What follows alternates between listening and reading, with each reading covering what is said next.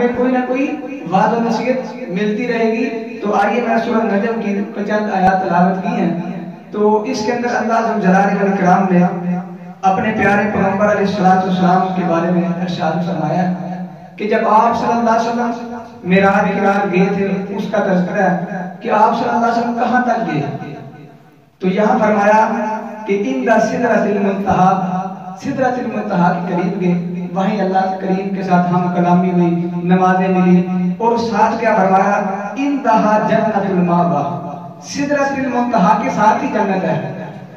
کچھ بندے کہ جنت اللہ نے بنانی ہے یا بعد بنی، نہیں، اس آیت سے ہمیں پتہ چلتا ہے جنت اللہ کریم نے بنا دی ہے، جہنم بھی بنا دی ہے، دونوں چیزیں۔ حدیث کے اندر آپ صلی اللہ علیہ وسلم نے ایک دن بیٹھے ہوئے تھے، ایک آواز آئی جیسے دھماکہ ہوتا ہے نا، ایسی آواز آئی، تو آپ صلی اللہ علیہ وسلم نے پوچھا اے میرے صحابہ تمہیں علم ہے یہ کس چیز کی آواز ہے؟ فرمایا اللہ کے رسول صلی اللہ علیہ وسلم، اللہ اور اس کا رسول ہی بہتر جانتا ہے۔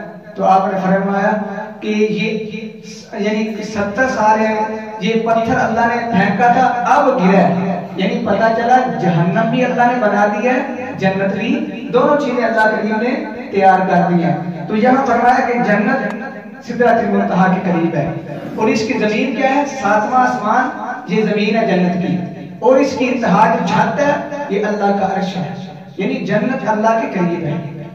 اور یاد رکھیں کوئی بھی چیز ہو نا اس کی فضیلت درجات والی اوپر ہوتی ہے، تو جنت بھی ایک فضیلت کی چیز ہے، تو اوپر اللہ نے رکھی ہے۔ اور آگے فرمایا اذ یغشی السدرۃ ما یغشی، وہ جو ہے سدرۃ المنتہی جو بیری کا درخت ہے اس کو ڈھانپ لیا، کس چیز نے؟ نبی صلی اللہ علیہ وسلم فرماتے ہیں کہ وہ اللہ کی طرف سے نور، تتلیاں جو ہوتی ہیں اس طرح کی آئی، وہ سارا درخت جو چمک خوبصورت بن گیا۔ ما زاغ البصر وما طغى، فرمایا آپ کی جو آنکھ ہے آگے پیچھے بھی نہیں گئی، اور وما طغى حد سے زیادہ بھی آگے نہیں گئی۔ لقد رأى من آیات ربه الکبریٰ، البتہ تحقیق اللہ کریم فرماتے ہیں رأى من آیات ربه الکبریٰ، اللہ کریم نے اپنے محبوب صلی اللہ علیہ وسلم کو بڑی بڑی اپنے رب نے فرمایا رب کرنے کی نشانیاں دکھائی۔ تو اس آیت سے ہمیں جو اشارہ ملتا ہے نا وہ یہی ملتا ہے کہ اللہ کریم نے اپنے محبوب صلی اللہ علیہ وسلم کو بڑی بڑی نشانیاں کیا دکھائی؟ 7 آسمانوں کی سیر کے اندر انبیاء کے ساتھ آپ صلی اللہ علیہ وسلم کی ملاقات، یہ تھوڑی نشانی نہیں، بڑی نشانی ہے۔ اور جہنم کے مناظر دیکھیں، جنت میں سیر کی، یہ اللہ کریم کی بڑی نشانی ہے۔ اللہ سے ہم کلام ہوئے، یہ تھوڑا حضرت موسیٰ علیہ السلام تو ہم کلام ہوتے تھے زمین کے اوپر، لیکن میرے محبوب صلی اللہ علیہ وسلم کو اللہ نے عرش کے قریب بلا کے ہم کلامی کی اللہ کی نشانی ہے، میں سے نشانی ہے۔ اور دوسری بات یہ سمجھ آتی ہے کہ لقد رأى من آیات ربه الکبریٰ، اپنے رب نے ربه الکبریٰ، اپنے رب کی بڑی بڑی نشانیاں دیکھی۔ یہ نہیں کہا کہ اللہ نے اپنے آپ کو نہیں دکھایا، نہیں، اس کے اندر لہذا بحث ہے، لیکن ہمیں اس کے اندر پڑھنے کی ضرورت نہیں۔ اگر کوئی بندہ مانتا ہے کوئی مسئلہ نہیں، اس کے اندر نہ ایمان کا مسئلہ ہے کوئی، تو فرمایا کہ اپنے رب کی بڑی بڑی نشانی دیکھی۔ تو میں آپ کے سامنے تقریباً جنت کے اندر آپ صلی اللہ علیہ وسلم نے جو دیکھا ان میں سے 3 باتیں، اور جہنم کے اندر جو دیکھا وہ 3 باتیں بیان کروں گا۔ اللہ کریم عمل کی توفیق عطا فرمائے۔ تو میرے پاک پیغمبر صلی اللہ علیہ وسلم جب جنت کے اندر گئے نا تو آپ نے کیا فرمایا؟ آپ صلی اللہ علیہ وسلم فرماتے ہیں میں جنت کے اندر نہر دیکھ رہا ہوں، اس کے اندر دودھ کی نہر بھی ہے، اس کے اندر شہد کی نہر بھی ہے، اس کے اندر پانی کی نہر بھی ہے۔ آپ نے فرمایا میں حوض کوثر بھی دیکھی۔ جب میں دیکھتا ہوں حوض کوثر تو میں نے جبریل سے پوچھا یہ کیا چیز ہے؟ تو جبریل نے کیا جواب دیا؟ غالباً صحیح بخاری کے اندر حدیث ہے، حضرت جبریل علیہ السلام فرماتے ہیں یہ وہ نہر ہے جو اللہ کریم نے آپ کو دینی ہے، جس کا نام حوض کوثر ہے۔ آپ نے جس قیامت کا دن اپنے محبوب صلی اللہ علیہ وسلم فرما رہے ہیں اپنے امتیوں کو پانی پلانا ہے، اور یہ کوثر حوض کوثر کن کو ملے گی؟ آئیے صحیح بخاری کے اندر حدیث ہے، اور یاد رکھیے آپ صلی اللہ علیہ وسلم نے فرمایا یہ حوض کوثر ملے گی کس کو؟ آپ نے فرمایا جب میں بیٹھا ہوں گا لوگ آئیں گے تو صحابہ کرام فرماتے ہیں اللہ کے رسول آپ کیسے پہچانیں گے میرے امتی ہیں، میرے ماننے والے ہیں؟ آپ نے فرمایا میرے صحابہ جس طرح تم دنیا کے اندر رہتے ہو نا، آپ نے گھوڑے رکھے ہیں، صحابہ کرام کے گھوڑے اونٹ یہ جانور رکھے ہوئے تھے، فرمایا آپ نے گھوڑے رکھے ہیں، پیشانی سفید ہوتی ہے، پاؤں سفید ہوتے ہیں، ہاتھ سفید ہوتے ہیں، یہ 5 کلانے جو سفید ہوتی ہیں، آپ نے فرمایا جی پہچان لیتے ہو اپنے گھوڑے کو؟ جی اللہ کا رسول صلی اللہ علیہ وسلم پہچان لیتے ہیں. آپ نے فرمایا ایسے ہی قیامت والے دن میں حوض کوثر بیٹھا ہوں گا، پانی پلاؤں گا، آئیں گے لوگ، ان کی پیشانی چمکتی ہوگی، ہاتھ چمکتے ہوں گے اور پاؤں چمکتے ہوں گے. تو نشانی یہ بتائی. اور کیوں چمکتے ہوں گے؟ کیا زیادہ خوبصورت ہے؟ کیا مالدار تھے؟ نہیں. کیا دنیا کے ان کے پاس زیادہ تھی؟ نہیں. آپ نے فرمایا وہ نماز ادا کرتے تھے اور نماز سے پہلے وضو کرتے تھے. یہ وضو کے عذاب ان کے قیامت والے دن چمکتے ہوں گے. یہ دونوں کا تذکرہ حوض کوثر نماز کا دونوں کا تعلق ہے. تو اللہ کریم نے سورۃ کوثر کے اندر یوں فرمایا نماز اور کوثر دونوں چیزیں اکٹھی کی ہیں. کیسے فرمایا؟ فرمایا بسم اللہ الرحمن الرحیم انا اعطیناک الکوثر. سب سے پہلے فرمایا ہم نے آپ کو کوثر دی. فصلی لربک وانحر. ساتھ ہی اللہ کریم نے نماز کا تذکرہ کیا. قیامت کے دن میرے آقا علیہ السلام فرماتے میں ان کو پہچان لوں گا، میں جان لوں گا ان کی نشانی علامت کیا ہے، وہ نمازی ہوں گے. ٹھیک ہے. تو کوثر سورۃ کوثر کے اندر بھی ساتھ ہی کوثر کے ساتھ نماز کا کہا فصلی لربک وانحر. بعض جاہل بندے کہتے ہیں اللہ پاک نے کہا وَيُقِيمُونَ الصَّلَاةَ نماز قائم کرو، کہیں یہ نہیں کہا کہ نماز پڑھو. حالانکہ یہ فصلی لربک وانحر اللہ فرماتے نماز پڑھو. تو یہ ان کی جہالت سمجھے. تو یہاں کیا فرمایا؟ فرمایا فصلی لربک وانحر کہ اپنے رب کے لیے نماز پڑھنی، لوگوں کو دکھلانے کے لیے نماز نہیں پڑھنی. کیونکہ میرے آقا علیہ السلام کا فرمان ہے، آپ نے فرمایا جو بندہ نماز پڑھتا ہے لوگوں کو دکھلانے کے لیے، آپ نے فرمایا فقد اشرکا، اس بندے نے کیا کیا؟ شرک کیا. جس بندے نے صدقہ دیا، خیرات دی لوگوں کو دکھلانے کے لیے، یہ بڑا مالدار ہے، یہ بڑا سخی ہے. تو میرے آقا علیہ السلام فرماتے ہیں فقد اشرکا، اس نے بھی شرک کیا. یعنی آپ نے تیسرے نمبر پہ فرمایا جس بندے نے روزہ رکھا لوگوں کو دکھلانے کے لیے، رب کی رضا نہیں، تو فرمایا فقد اشرکا، اس نے بھی شرک کیا. حالانکہ اللہ کو راضی کرنے کے لیے ایک نفلی روزہ جو رکھتا ہے، حدیث کے اندر لفظ ہے آپ نے فرمایا اللہ کریم مجھے 70 سال کی جہنم کی مسافت جو دور کر دیتا ہے. اتنی فضیلت ہے. لیکن ہم لوگوں کو دکھلانے کے لیے کوئی بھی کام کریں گے وہ قابل قبول نہیں، وبال بننے کا جہنم کے اندر جانے کا. تو آپ صلی اللہ علیہ وسلم فرماتے ہیں حوض کوثر دیکھی، فرمایا یہ آپ کے لیے ہے، آپ قیامت والے دن اپنے امتیوں کو پانی پلاؤ گے. اور ایسا پانی میرے پیغمبر نے فرمایا سفید کتنا دودھ سے زیادہ سفید. ہم مثال دیتے نا یار دودھ نہ زیادہ چٹا ہے، ٹھیک ہے، دودھ کی طرح سفید ہے، لیکن آپ نے فرمایا دودھ سے زیادہ سفید ہوگا. اور میٹھا کتنا ہوگا؟ فرمایا شہد سے زیادہ میٹھا، کیونکہ شہد سے زیادہ میٹھی کوئی چیز دنیا کے اندر نہیں، دودھ سے زیادہ سفید دنیا کے اندر کوئی چیز نہیں. تو فرمایا اس سے بڑھ کے ہوگا میٹھا. پنجابی میں کہتے ہیں نا کہ دودھ نالوں زیادہ چٹا تے شہد سے زیادہ میٹھا پانی ہوگا. تو ملے گا کہ ان کو نمازیوں کو ملے گا. وہ نماز کے قریب آؤ، ہم نے اس کو چھوڑ دیا. حالانکہ نبی پاک صلی اللہ علیہ وسلم جو تحفہ ملا سب سے قیمتی تحفہ کیا تھا؟ نماز ہی تھا نا، جو ہم نے چھوڑ دی ہے. تو آپ نے فرمایا میں حوض کوثر جب دیکھی تو اس وقت فرمایا یہ آپ کو دی گئی ہے، آپ اپنے امتیوں کو پلاؤ گے. تو آگے کہتے ہیں میں چلا جاتا. آپ صلی اللہ علیہ وسلم فرماتے آگے چلا جب تو کیا دیکھتا ہوں قدموں کی آہٹ بات آئی، آواز آئی. تو میں نے کہا جبریل یہ کیا چیز ہے، کون بندہ چل رہا ہے؟ نظر بھی نہیں آ رہا، آواز آ رہی ہے. سبحان اللہ. جب یہ کہا نا تو میرے آقا علیہ السلام کو جواب کیا ملا؟ فرمایا اے میرے پیارے پیغمبر صلی اللہ علیہ وسلم یہ آپ کا غلام. کون سا غلام ہے؟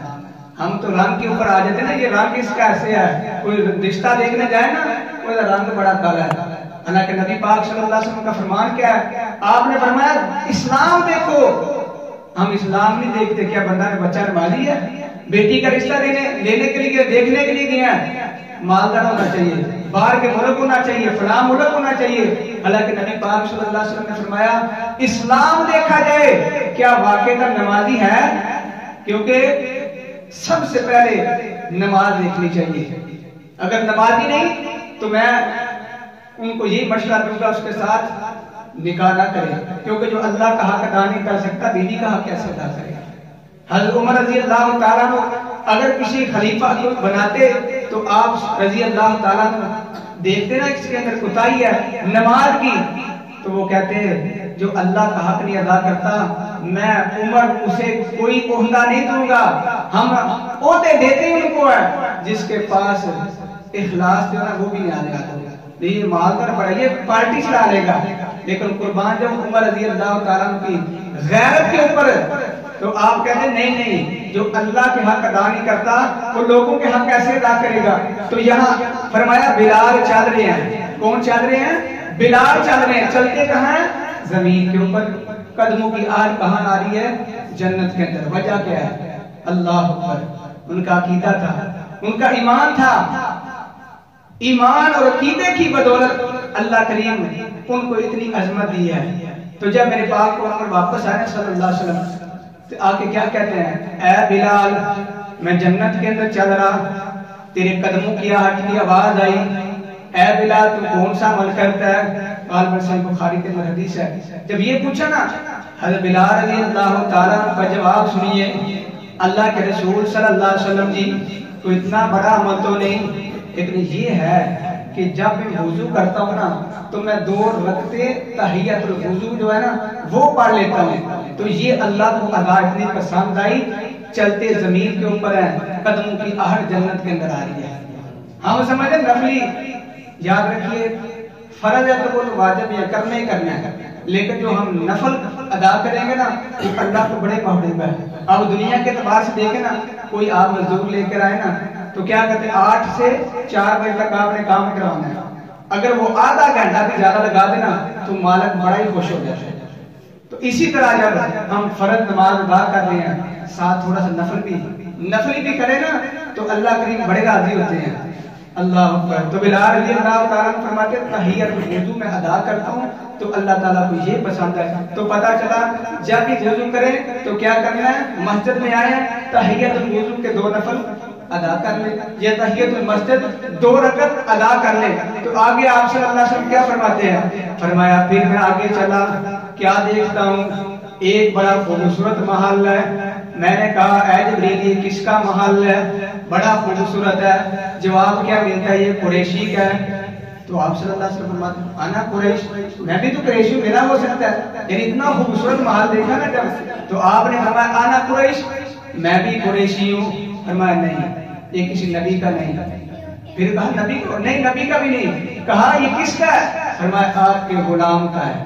فرمایا وہ کون سا ہے؟ فرمایا عمر ہے رضی اللہ تعالیٰ عنہ۔ میں یہاں اکثر کہا کرتا ہوں اور اللہ کریم نے جنت پہلے بنا دی عمر رضی اللہ تعالیٰ عنہ کے لیے، نبی پاک کو بنا کے دکھلا دی، اور میں اور تم کون ہوتے ہو جو کہیں عمر جنتی نہیں؟ نعوذ باللہ۔ جو یہ کہتا ہے اس کے ایمان کے اندر شک ہے، کیونکہ میرے پیغمبر معراج کی رات گئے، اللہ نے جنت پہلے دکھا دی، چلتا پھرتا اگر جنتی دیکھنا ہو فرمایا عمر دیکھو یہ عمر جنتی ہے۔ آپ صلی اللہ علیہ وسلم نے کئی مرتبہ فرمایا عمر فی الجنہ، وہ عمر جنتی ہے، جس کو پیغمبر کہہ رہے جنتی، میں اور تم اسے جنت سے نکال سکتے نہیں۔ جنت میرے کنٹرول کے اندر تو نہیں، یہ بنائی کس نے؟ اللہ نے بنائی ہے۔ تو اختیارات بھی کس کے پاس ہیں؟ اللہ کے پاس۔ جس کو اللہ کہہ رہے جنت میں جائے گا، کوئی بندہ کوئی طاقت اسے جنت سے نکال سکتی نہیں۔ حالانکہ نبی پاک صلی اللہ علیہ وسلم کا فرمان ہے دنیا کے اندر اگر جس کے کو اللہ تکلیف پہنچانا چاہے نا، ساری دنیا مل جائے، صدر مل جائیں، سارے بادشاہ مل جائیں، تو میرے آقا فرماتے ہیں یہ اللہ کی طرف جو تکلیف آئی ہے نا وہ ہٹا سکتے نہیں یقین آتا کرونا دیکھ لیں، ساری دنیا کے بادشاہ حکمران وہ کتنی کوشش کر رہے ہیں، پیسے خرچ کر رہے ہیں، لیکن اللہ کہتے ہیں تم میرے مقابلے کے اندر یہ چھوٹی سی جو بیماری میں نے دیکھ بھی نہیں سکتے، اس کا مقابلہ نہیں کر سکتے، میرے ساتھ کیسے مقابلہ کروں گا؟ تو اس لیے یہ اختیارات کس کے پاس ہیں؟ اللہ کے پاس۔ فرمایا جنت کے اندر میں جب محل دیکھا عمر رضی اللہ تعالیٰ عنہ کا، تو آپ فرماتے ہیں میں جب داخل ہونے لگا نا تو میں کیا دیکھتا ہوں؟ ایک سامنے پھول ہے، وضو کر رہی ہے، تو میں اسی وقت واپس آ گیا کہ عمر کی غیرت بہت یاد آئی مجھے۔ جب آپ نے واپس آئے تو عمر کو ساری بات بتائی رضی اللہ تعالیٰ عنہ۔ جب یہ انہوں نے سنی نا رونے لگ گئے کہ اللہ کے رسول صلی اللہ علیہ وسلم اگر آپ جاتے نا اندر تو آپ محل کے کمرے دیکھ کے آتے ہیں. کسی کو یہ خوشخبری مل جائے نا کہ آپ کی لاٹری نکلی ہے فلاں چیز ہے, وہ کہتے ہیں یار کتنے کو مہنگی ہوئی ہے, کس طرح کی ہوئی ہے, یعنی وہ سوال کرتا ہے. تو نبی پاک صلی اللہ علیہ وسلم سے کہتے ہیں اللہ کے رسول اس کے کمرے کتنے ہوں گے, فلاں کیا ہے. آپ نے فرمایا عمر میں جب داخل ہوا تھا نا تو میں نے سامنے تیری حور دیکھی, قربان جاؤں. جو بندے کہتے ہیں ہمارے گھر حضور آئے, ہمارے گھر تشریف لائے, ان کے لیے بھی دعوت فکر ہے. نبی پاک کے غیر محرم عورت کو دیکھ کر واپس آ جائیں, وہ کیا نبی پاک صلی اللہ علیہ وسلم تمہارے گھر بغیر اجازت کے آ سکتے ہیں؟ نہیں آ سکتے. اور حتیٰ کہ حدیث کے اندر لفظ یوں ہے, آپ صلی اللہ علیہ وسلم نے ایک دن اپنے صحابہ کرام کو لے کر ایک انصاری صحابی کر کے جب یہ نا داخل آئے, دروازہ کھٹکھٹایا. دروازہ کھٹکھٹانے کے بعد یہاں السلام علیکم کہا, 3 مرتبہ السلام علیکم کہا, آپ واپس آ گئے, جواب نہ ملا. یہ پتہ چلتا ہے نبی پاک صلی اللہ علیہ وسلم جس کے گھر بھی گئے ہیں دروازہ کھٹکھٹاتے تھے, اجازت مانگتے تھے, سلام کرتے تھے. کہتے ہیں 3 مرتبہ کہا, واپس چلے گئے. حالانکہ نبی پاک صلی اللہ علیہ وسلم کے سلام کا جواب اس صحابی رسول دروازے کے پیچھے دے رہے تھے. جب 3 مرتبہ سلام کہا یا اجازت مانگی نہ ملی, واپس جا رہے. صحابی رسول دروازہ کھولا, کہا اللہ کے رسول صلی اللہ علیہ وسلم میں سلام کا جواب دے رہا تھا. کہا یہ آواز نہیں آئی. کہا اللہ کے رسول صلی اللہ علیہ وسلم اگر آپ نے پہلی مرتبہ کہا السلام علیکم ورحمۃ اللہ وبرکاتہ تو میرے دل کے اندر خواہش پیدا ہوئی. آپ نے 1 مرتبہ کہا, میں اگر جواب دے دوں دوسری مرتبہ مجھے نصیب نہیں ہوگا, اس لیے آپ کی سلامتی میں 3 مرتبہ چاہتا تھا, کیونکہ آپ نے جس کے لیے دعا کی اللہ رد نہیں کرتے. تو یہ پتہ چلا نبی پاک صلی اللہ علیہ وسلم جس کے گھر کے اندر داخل ہوتے ہیں تو سلام کرتے, اجازت مانگ. جنت کے اندر کیا دیکھا, حور دیکھی, واپس آ گئے. اللہ اکبر کبیرہ. اور یہاں یہ بات میں عرض کر دوں, حضرت عمر رضی اللہ تعالیٰ عنہ آنکھوں کے اندر آنسو آ گئے, یہ خوشی کے آنسو کہ اللہ کریم نے مجھے جنت. حالانکہ یہ بڑی محنت کوشش, یہ وجہ کیا ہے, یہ وجہ بھی جان لیا. یہ وجہ یہ ہے کہ ان کے اندر دین کی غیرت موجود تھی. ہمارے اندر غیرت نہیں, گھر کے اندر بے حیائی چل رہی ہے, غیرت نہیں, ان کے اندر غیرت موجود تھی. جب دیکھا نا کہ مکے کے جو بدماش ہیں مومنین مسلمانوں کی ماؤں کی طرف نظریں ٹکا لیتے ہیں, کہا اللہ کے رسول صلی اللہ علیہ وسلم میرا دل کرتا ہے کہ یہ عورتیں حجاب کریں, یہ عورتیں کیا کریں, پردہ کریں. یہ غیرت تھی نا, اس لیے اللہ نے پہلے محل بنا دیا. ہمارے اندر غیرت نہیں ہے, ہمارے گھر میں ڈرامے چل رہے ہیں, عورت مرد کٹھے بیٹھے ہیں, یہ ڈرامے دیکھ رہے ہیں. اللہ کے سامنے غیرت پہ جنازہ نکل گیا. پھر کہتے ہیں ہمارے گھر کے اندر رحمت نہیں آ رہی, برکت نہیں آ رہی. جس گھر کے اندر میں کہتا ہوں ٹیلی ویژن یا جو بھی برائی ہے اگر موجود ہے تو رحمت برکت نہیں آئے گی. کیوں؟ نبی پاک صلی اللہ علیہ وسلم نے فرمایا جس گھر کے اندر یعنی کوئی تصویر ہے اس گھر کے اندر رحمت کا فرشتہ نہیں آتا. جس گھر کے اندر رحمت کا فرشتہ نہیں آئے گا رحمت کیسے آئے گی؟ تو فرمایا عمر رضی اللہ تعالی عنہ جو محل دیکھا, یہ کیوں دیکھا, غیرت مند تھے, دین کے معاملے کے اندر غیرت مند تھے. ویسے آپس کے اندر بڑی محبت تھی. یہ عمر رضی اللہ تعالیٰ عنہ کو غیرت ہے, اس لیے اللہ کریم نے انہیں جنت کے اندر محل جو ہے دے دیا. اور یہ 3 واقعے پورے ہو گئے. 3 ایسے ہی ہیں آپ سامنے جہنم کے جو مناظر ہیں آپ نے دیکھے تھے, ان کا تذکرہ کرتا ہوں. سب سے پہلے آپ صلی اللہ علیہ وسلم فرماتے میں جب دیکھتا کیا ہوں جہنم کا دروغہ, اس کا نام مالک ہے. کیا نام ہے؟ مالک. یعنی بڑی شکل ان کی یعنی دوسری طرح, یعنی لوگ دیکھ کے یعنی پریشان ہو سکتے ہیں. تو فرمایا یہ تھا اللہ تعالی نشانی کے شاہد. دوسرے نمبر کے اوپر آپ صلی اللہ علیہ وسلم کیا فرماتے ہیں؟ فرماتے میں جب دیکھ رہا ہوں جہنم کے مناظر, ایک بندہ ایسا دیکھا سرخ رنگ ہے, آنکھیں نیلی ہیں, اب جو بال ہیں وہ بڑا گندا ہے, بری شکل ہے, بری حالت ہے. فرمایا جب میں یہ دیکھتا ہوں نا, میں نے کہا جبریل یہ کون ہے؟ اللہ اکبر کبیرہ. جب یہ کہا نا تو کہتے ہیں کہا یہ وہ بندہ ہے حضرت صالح علیہ السلام کی اونٹنی کے جو نا ٹانگیں کاٹنے والا. اللہ تعالیٰ نے اسے سزا کہتے, دنیا کے اندر سزا تو مل گئی نا, اللہ نے کیسی سزا دی, عبرت والی سزا دی آخرت کے اندر اللہ کریم انہیں ایسا یعنی پراگندہ کر دیا، وہ پہچاننے کے قابل بھی نہ رہے۔ فرمایا یہ اس وجہ سے کہ اللہ کی نشانی، اللہ نے معجزہ دیا، نشانی دی، اس کی ناقدری کی کہ انہیں سزا مل گئی۔ اور اگر آج کوئی بندہ، یہ تو ایک اللہ نے نشانی معجزہ دیا نا، ایک چھوٹا سا، یہ قرآن مجید سب سے بڑا معجزہ ہے، اللہ تعالیٰ کی نشانی ہے، اللہ تعالیٰ کی آیات ہے۔ جو بندہ ان کی ناقدری کرے، ناشکری کرے، ان کے بے ادبی کرے، اسے سزا کیا ملنی چاہیے؟ دنیا کے اندر ملے گی، آخرت کے اندر بھی۔ جیسے آپ نے سنا ہوگا 2-4 دن پہلے وسیم رضوی انڈیا کے اندر ہے، وہ نعوذ باللہ کہتا ہے یہ قرآن مجید سے 26 آیات نکالی جائے، کیوں؟ کہتا ہے کہ اس کے اندر جہاد کا تذکرہ ہے۔ وہ میرے دوستو، جہاد کے بغیر ہمارا دین غالب نہیں آ سکتا۔ وہ کہتے ہیں جہاد کا تذکرہ ہے، افغانستان کے اندر دیکھو طالبان یہ کر رہے ہیں، فلاں کر رہے ہیں، اسے نکالنا چاہیے۔ میرے دوستو، جو بندہ اس قرآن کی ایک آیت ہے، میں کہتا ہوں ایک آیت زبر زیر جو ہے وہ بھی آگے پیچھے کر سکتا نہیں کر سکتا، کیونکہ اللہ پاک قرآن کے اندر یوں ارشاد فرماتے ہیں، فرمایا اِنَّا نَحْنُ نَزَّلْنَا الذِّكْرَ وَإِنَّا لَهُ لَحَافِظُونَ، بے شک اس ذکر کو نازل بھی ہم نے کیا، اس ذکر کی حفاظت بھی ہم کریں گے۔ جس ذکر کو اللہ نازل کر کے میں حفاظت کروں گا، دنیا کی کوئی طاقت اسے ختم نہیں کر سکتی۔ ایک واقعہ سنا دوں یہاں، بڑا دلچسپ واقعہ ہے۔ انگریز کی حکومت، آپ جانتے ہوں گے انگریز نے بڑے بڑے ظلم کیے، علماء کو شہید کروایا۔ جب یہ معاملہ چلا نا، انہوں نے جمع کیے لوگ اپنے وزیر مشیر جمع کرنے کے بعد نا، انہوں نے کہا کہ ایسا کرتے ہیں، مشورہ کرتے ہیں، یہ مسلمان ہمارا مقابلہ کیوں کر رہے ہیں، حالانکہ بالکل تھوڑے ہیں۔ یاد رکھیں ایمان جو ہوتا ہے نا، ایمان ایک بندہ کے اندر ایمان ہونا، وہ پوری دنیا کا مقابلہ کرتے ہیں۔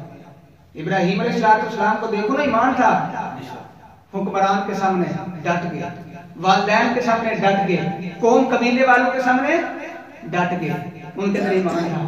تو پتا چلا ایمان ہوگا تو بندہ ڈٹ جاتا ہے، ٹھیک ہے۔ تو مسلمان ہو کر کام ہے، ہمارا مقابلہ کر رہے ہیں، ہمارے پاس اسلحہ بھی ہے، حکومت بھی ہماری ہے، سب کچھ ہمارا ہے، تو ہمارا مقابلہ پھر بھی کر رہے ہیں، ہم پھر بھی ہار رہے ہیں، وہ جیت رہے ہیں۔ تو اب کرنا کیا چاہیے؟ ایک بندہ کھڑا ہوا، اس نے کہا ایسا کرتے ہیں، یہ قرآن مجید ہے نا، اس میں سے نا جہاد والی آیات نکالتے ہیں۔ پہلے تو اس نے یہ کہا نا، تو انہوں نے کہا یہ مشکل کام ہے، انہوں نے کہا ایسا کرتے قرآن مجید چھین لیتے ہیں ان سے۔ اللہ، قرآن مجید کیا کرتے ہیں؟ چھین لیتے ہیں ان سے، لے لیتے ہیں۔ وہ کرنا کیا ہے؟ حدیث ہمارے پاس ہے، طاقت ساری ہمارے پاس ہے۔ یاد رکھیے طاقت ساری ایک بندے کے پاس جو ہے سب مل جائے، لیکن قرآن مجید کا مقابلہ نہیں کر سکتا۔ انگریز نے کہا ٹھیک ہے، یہ آپ نے بات صحیح کہی۔ پولیس کو حکم دیا، جہاں بھی مسلمان ملتے ہیں، مسجد کے اندر ملتے ہیں، گھر کے اندر تلاشی لو، قرآن مجید لو، نعوذ باللہ جلا دو، ختم کر دو۔ جب یہ معاملہ ہوا، سارے قرآن جل گئے، لیکن یہ دل سے کوئی نکال سکتا ہے؟ نہیں نکال سکتا۔ ایک دفعہ صدر جا رہا، حکمران جا رہا، انگریز جو بڑا تھا، اس نے کیا دیکھا، ایک مسجد سے یا گھر سے بچہ چھوٹا سا نکلا، نبینا حکیم سے، وہ قرآن مجید تلاوت کر رہا ہے۔ جب اس نے قرآن مجید تلاوت سنی نا، اس نے کہا وہ تو نے مشورہ جو دیا تھا نا کہ قرآن مجید نعوذ باللہ جلا دے، ہم نے وہ تو کیا، لیکن مسلمانوں کے سینے سے کون نکالے گا؟ یہ ہے قرآن مجید کے ایک زبر زیر بھی کہتے نا، وہ بھی آگے پیچھے جا سکتی نہیں۔ اس کا ذمہ دار کون ہے؟ اللہ کریم۔ جس کا ذمہ دار اللہ ہو، اسے کوئی نقصان پہنچا سکتا ہے؟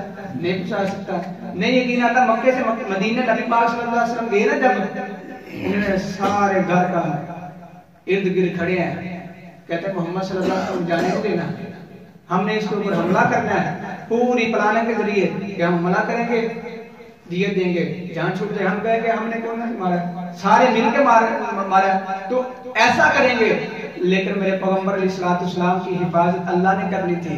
اللہ فرماتے ساری دنیا مل جائے نا، محمد صلی اللہ علیہ وسلم کا ایک بال بھی نہ ہوگی بیگا نہیں کر سکتے۔ آپ نکلے جب کسی کو پتہ بھی نہیں چلا، کیوں؟ جس طرح اللہ کریم نے قرآن کی حفاظت کا ذمہ لیا نا، اس طرح محمد رسول اللہ صلی اللہ علیہ وسلم کی ذات اور بات کا بھی ذمہ اللہ نے لے لیا۔ تو یہ ہے کہ قرآن مجید کی حفاظت اللہ نے ذمہ لے لیا ہے. تو جو بندہ ایک اونٹنی اللہ نے معجزہ دیا اس کی بے ادبی کرتا ہے، اس کا ادب احترام نہیں کرتا، تو اللہ تعالیٰ دنیا کے اندر سزا دیتے ہیں. آخرت کے اندر بھی فرمایا اس کے بعد جو ہیں پراگندے، بری حالت، شکل دیکھنے کے قابل نہیں. اور آگے آپ نے کیا فرمایا؟ آپ نے فرمایا میں ایسے لوگوں کو دیکھتا ہوں کہ انہیں مردار گوشت کھلائے جا رہے ہیں.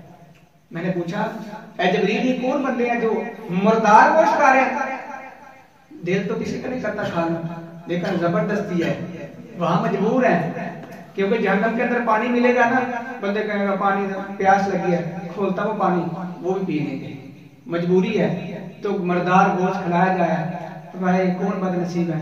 فرمایا یہ وہ بد نصیب ہے جو دنیا کے اندر رہ کے اپنے مردار بھائی کا گوشت کھایا کرتا ہے. فرمایا وہ کون سے، کیا مطلب ہے؟ سورۃ حجرات کے اندر اللہ پاک نے بڑی وضاحت کے ساتھ فرما دیا وَلَا يَغْتَبْ بَعْضُكُمْ بَعْضًا. جو بندے ایک دوسرے غیبت کرتے ہیں نا، غیبت ہمارے معاشرے کے اندر یہ بہت عام ہو چکا ہے. میں ہوں آپ کی غیبت کر رہا ہوں، آپ ہیں کسی اور غیبت کر رہے ہیں، یہ بہت بڑا سخت معاملہ ہے. فرمایا کہ انہیں اس وقت کہا جائے گا تم دنیا کے اندر اپنے بھائی کی غیبتیں کرتے تھے نا، وہ موجود نہیں تھا، اس کی برائیاں بیان کرتے تھے، عیب جو ہے لوگوں کے سامنے ظاہر کرتے تھے. حالانکہ تمہیں نبی پاک صلی اللہ علیہ وسلم کا فرمان یاد نہیں؟ آپ نے فرمایا کوئی بھی کسی کے اندر عیب ہے پردہ ڈال دو، قیامت والے دن ہوگا نا. فرمایا قیامت والے دن اللہ رحیم و کریم فرمائیں گے اے میرے بندے یہ تیرے گناہ ہیں، یہ گناہ ہیں، سارے اللہ کی میرے گناہ ہیں. اچھا تیرے گناہ ہیں تو پھر میں تجھے معاف کر کے جنت دے دیتا ہوں. کیوں دینی ہے؟ اس کے اندر لفظ ہے، آپ نے فرمایا اللہ کے لیے فرمائیں گے تو دنیا کے اندر رہ کے تو بندوں کے عیب کے اوپر پردہ ڈالتا رہا، اب میں بھی پردہ ڈال کے تو جنت دے رہا. تو نے حدیث سنی نہیں؟ عیب نکالتا ہے. کبھی اپنے مان کے اندر بھی دیکھا کرنا، اللہ کے سبندہ اپنی طرف دیکھے نا تو پھر بندہ اپنے آپ کو درست کر لیتا ہے. جب دوسروں کی طرف دیکھتا ہے نا پھر اسے وقت نہیں ملتا اپنی طرف دیکھنے کے لیے. تو یہاں فرمایا کہ وہ کیا بندہ تھا؟ مردار کھا. دوسری روایت کے اندر لفظ بڑا مختلف ہے. فرمایا ان کے ناخن جو تھے نا وہ تانبے کے، وہ اپنے چہروں کے اوپر یعنی گوشت کھا رہے ہیں سینہ کا. کہا یہ کون سے بندے ہیں؟ فرمایا یہ وہ بد نصیب ہے جو غیبت کرتے تھے. اور غیبت کی تعریف سنا دو آپ، وقت بڑا کم ہے. غیبت کہتے کسے ہیں؟ نبی پاک صلی اللہ علیہ وسلم سے پوچھا گیا نا، آپ صلی اللہ علیہ وسلم نے فرمایا اپنے بھائی کا ذکر کرنا، ایسی بات بیان کرنا جو اسے ناپسند ہو. صحابی رسول صلی اللہ علیہ وسلم رسول فرماتے ہیں کہ اللہ کے رسول صلی اللہ علیہ وسلم کیا اس کے اندر عیب ہو پھر بھی؟ فرمایا عیب ہو تو یہ تو غیبت ہے، اگر عیب نہیں تو پھر بہتان لگ جاتا ہے. یہ ہے غیبت. اور غیبت اور چغلی کے اندر کیا فرق ہے یہ بھی سمجھ لیں. کیونکہ اکثر جو ہے نا کہتے ہیں غیبت اور چغلی جو ہے جو یعنی ایک دوسرے کا معنی رکھتی ہے. تو چغلی یہ ہوتی ہے کہ کسی کی بات کسی کو بتانا، عیب یا جو بھی ہے، اور اس کا مقصد جو ہوتا ہے کہ آپس کے اندر لڑائی کروانا، ایک دوسرے کو لڑانا ہو تو وہ بن جاتی ہے چغلی. اگر لڑانا مقصد نہ ہو، عیب ہے اچھا بیان کرنا ہو تو وہ غیبت ہے. تو آپ صلی اللہ علیہ وسلم نے فرمایا لا يدخل الجنت الا نمام الا، فرمایا جنت کے اندر داخل نہیں ہوں گے کون؟ چغل خور. تو یہ بات ہے. آپ نے فرمایا میں جہنم کے اندر یہ بندہ دیکھا. اور آگے آپ صلی اللہ علیہ وسلم نے کیا ارشاد فرمایا؟ آپ فرماتے ہیں جہنم کے اندر میں ایسے بندے دیکھ رہا ہوں جن کے ہونٹ یا لوہے کی کینچیاں، آگ کی کینچی یہ کاٹے جا رہے ہیں. فرمایا کون سے بد نصیب بندے ہیں جن کے ہونٹ آگ کی کینچی سے کاٹے جا رہے ہیں.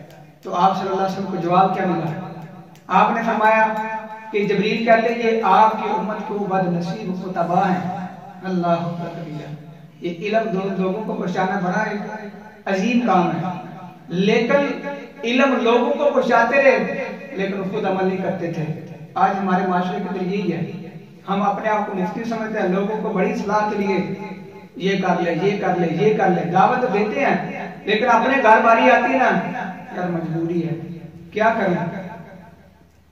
میرے دوستو ایسے نہیں، دین کے معاملے کے اندر غیرت مند بن جاؤ. پھر عمر رضی اللہ تعالیٰ پھر دوبارہ بادشاہ تھا، ان کے اندر غیرت تھی، اللہ نے جنت کے اندر محل بنا دیا. تو یہ بات ہے کہ جو بات بیان کرو تو وہ اس کے اوپر خود عمل کرو. ہمارے جو تھے نا سمجھ لیے اسلاف ایسے بھی تھے، پہلے خود عمل کرتے پھر دعوت دیتے، کہتے تھے نہیں میں نے عمل نہیں کیا لوگوں کو بتاؤں گا اس کے اندر اثر بھی نہیں رہے گا. نواب صدیق حسن رحمہ اللہ، یہ اللہ نے عزت بہت دی تھی، یہ نواب بھی تھے، علم بھی تھا، اور دوسرے نمبر اللہ نے انہیں یعنی کہتے نا عزت دنیاوی لحاظ سے یہ بھی دی تھی، دونوں عزت وجود تھی. ایک دن کسی نے پوچھا حضرت صاحب ہمیں استاد صاحب ہمیں یہ بتائیں کہ دیوس کہتے کسے ہیں. یہ بات پوچھی نا جب، کیونکہ ان کی بیوی جو تھا پردہ نہیں کرتی تھی، تو وہ کہتے میں اب نہیں بتاؤں گا، اگر میں بتا دوں گا تو آپ کہیں گے یہ جو ہے خود عمل نہیں کرتے، استاد جی ہمیں کیوں بتاتے ہیں. کہتے تو نے کل ملنا ہے. جب کل ہوئی اپنی بیوی کو ساتھ لے کر جا رہے ہیں، شاگرد نے پوچھا دیوس کیسے کہتے ہیں؟ اس نے کہا جوس دیکھنا مجھے دیکھ لو. بیوی ہے، بیوی کے اندر بھی ہمدردی ہوتی ہے خامد کے لیے، جس طرح خامد کے لیے بیوی کی ہمدردی، بیوی کے اندر خامد کی ہمدردی، ماں باپ کی اولاد کے لیے ہمدردی، اولاد کی ماں باپ کے لیے ہمدردی ہوتی ہے، بیوی کے اندر بھی ہمدردی تھی. نے کہا حضرت صاحب یہ کیا بات ہے، اپنے آپ کو دیوس کہا؟ نبی پاک صلی اللہ علیہ وسلم نے فرمان ہے جو بندہ اپنی عورت کو یعنی بے حیائی کے مطابق بے پردہ کا بازار کے اندر لے کر جاتا ہے وہ دیوس ہوتا ہے. میں آپ کو لے کر نہیں جا رہا. یہ بات اس کے دل کے اوپر لگی. اس نے کہا آج سے میں اپنے چہرے کو ڈھانپ کے نکلوں گی. یہ ہے ہمارے اسلاف نے پہلے خود عمل کیا، لیکن آج ہمارے معاشرے کے اندر یہ لوگ بہت کم ملیں گے. اور آگے آپ صلی اللہ علیہ وسلم نے ارشاد فرمایا آخر کے اندر آپ نے فرمایا میں ایسے بندے دیکھ رہا ہوں پتھر دو اس کے اندر سارا کے کچلا جا رہا ہے. غالباً مسند احمد کے حدیث. جب یہ میں نے دیکھا میں نے کہا یہ کون سے بدنصیب بندے ہیں. فرمایا یہ وہ بندے ہیں جو نماز کے اندر سستی کرتے تھے. وہ نماز کے اندر سستی کر رہے ہیں تو جہنم کے اندر کیا سزا مل رہی ہے؟ پتھر کے نیچے رکھ کے کچلا جا رہا ہے. پتھر پھر اوپر جاتا ہے، سر پھر درست ہو جاتا ہے. میرے دوستو آج اللہ کے ساتھ وعدہ کر کے جاؤ کہ اپنا کردار درست کرنا ہے. صرف کلمہ پڑھ لیا تو نہیں، کلمہ پڑھنے کے بعد اپنے عقائد درست کرنے کے بعد عمل کی ضرورت ہے. عمل کے بغیر میں پہلے کہا عمل کے بغیر کچھ نہیں. دنیا کے اندر آپ کہہ رہے ہیں نا آپ جو مرضی کر لیں، محنت بھی کرتے، پیسے آپ کے پاس ہیں، آپ کا عقیدہ بھی ہے اللہ دینے والا ہے، لیکن آپ اس کے اندر محنت کوشش نہیں کرتے. جو محنت اور کوشش کرتا ہے دنیاوی لحاظ سے بھی کاروبار کے اندر بھی وہ آپ سے آگے نکل جائے گا. اس طرح دین کے لحاظ کے اندر بھی آپ عمل کریں گے تو انشاءاللہ آپ کے لیے کامیابی ہے. اور سب سے پہلے آپ نے کلمہ پڑھا. نبی پاک صلی اللہ علیہ وسلم کسی کو کلمہ پڑھاتے نا تو دوسرے نمبر کے اوپر کیا کرتے؟ نماز کی ترغیب دیتے.